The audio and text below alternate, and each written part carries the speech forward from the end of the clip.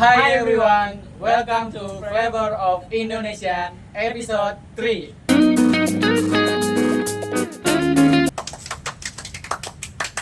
Where we explore the diverse and exciting culinary traditions from across the world.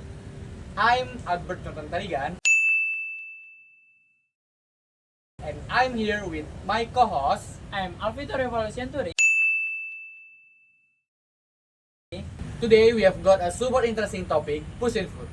We are diving into a delicious world where Japanese and Batak cuisines meet.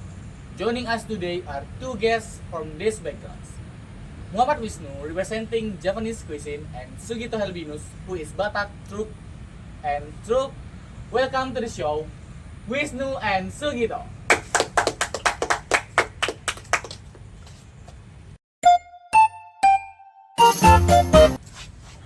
Hi, thank you for having me. I'm excited to talk about this topic.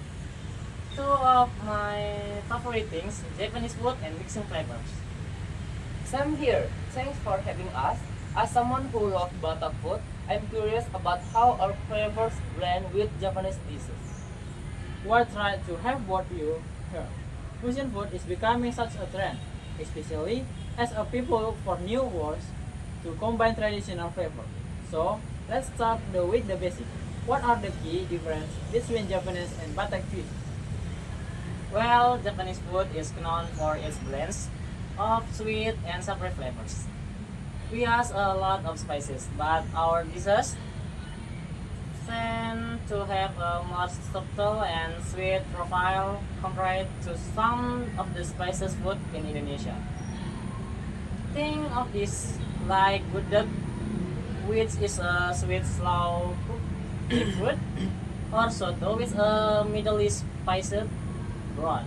Coconut milk is also a key ingredient in many of our dishes, giving them a rich, creamy texture.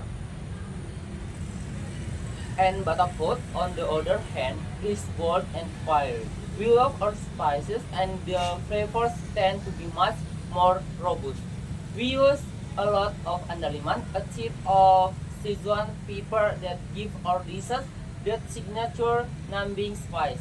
This like arsik, which is a spice fish dish or saksang. Above this, cooked in broth and spice, really represent the broadness of Batak cuisine. We don't shy away from intense flavor, and the use of fresh herbs is also important. Wow, that's such an interesting contrast. Japanese food being more subtle and sweet, while Batak cuisine is bold and spicy. So, how do these two very different flavor profiles come together in fusion dishes? What's an example of a successful fusion between these two? One example that I seen is dishes inspired by gudeg. But with a Batak twist, instead of cooking the jackfruit in a sweet coconut heavy sauce, the dish is fired with Batak style grilled fish, like naniura, which is a marinated raw fish that has been lightly cured in Batak spices. The sweetness of the gudeg works surprisingly well with the spicy, tangy fish, creating fish, really interesting balance of flavors. We've also come across fusion version of rendang with a Batak edge.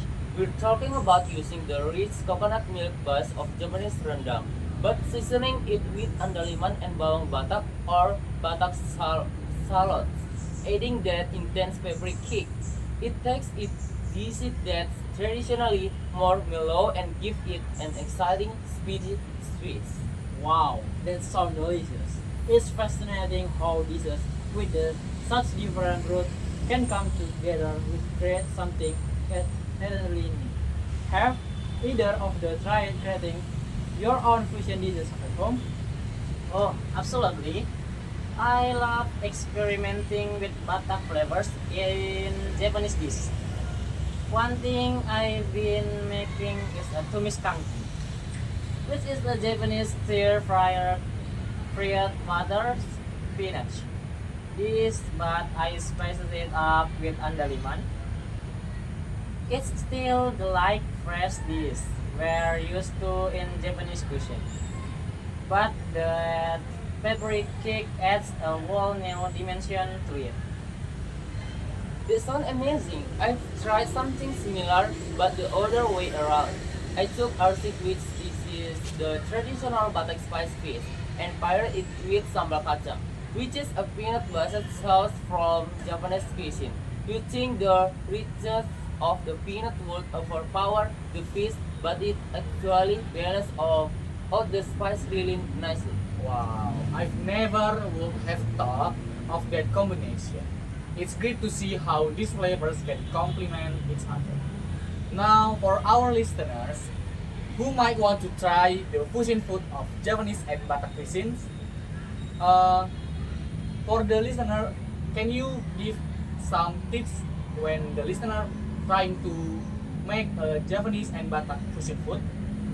My number one tip is to start simple. If you are new to fusion cooking, try taking elements from both cuisine that you are already familiar with. For example, you could make Japanese nasi liwet, which is a coconut rice dish, but serve it with Batak style grilled chicken marinade in andaliman. The key is to not overcomplicate things, just blend 1 or 2 key ingredients from each cuisine. I agree with keeping it simple. Another tip is to experiment with the spiciness level. Batak food can be quite spicy, so if you're blending it with Japanese food, which is typical, milder, adjust the heat to suit your taste. You don't want the spicy to overpower everything. It's all about finding the right balance. That's great advice. It's all about balance, especially when combination to distinct flavor like this.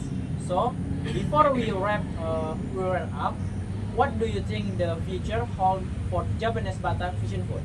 Do you think we will see it become more popular? I definitely think so. Fusion food is all about innovation, and the contrast between the flavor of Java and Batak makes it a really exciting combination. As more people are exposed to this dish, I think we'll start seeing even more creative blend in restaurant and home kitchen. I agree, Indonesian cuisine is so diverse, and there's so much potential to bring different flavors together. We're already seeing dishes in places like Medan, where there's a big mix of culture. Japanese Batak fusion is just the beginning. That's fantastic. Thank you both of you for sharing your insight today. It's been fascinating to hear about how these two rich culinary traditions can come together in such a unique ways. Yes, thank you. I'm sure your listeners are now eager to try their hand at some Japanese Batak fusion dishes. Thank you. It's been a pleasure talking about something I'm so passionate about. Sam here. I hope everyone listening gets inspired to try something new in the kitchen. And with that, we'll wrap up this episode of Flavors of Indonesia. Thanks again to Wisnu Ramadhan and Sugito Helbinus Siallagan for joining us today. If you enjoyed this video, don't forget to subscribe and leave us a review. Until next time, this is Albert Jonathan Tarigan And I'm Alfito Rivaldo Sianturi, signing off. See you in the next episode.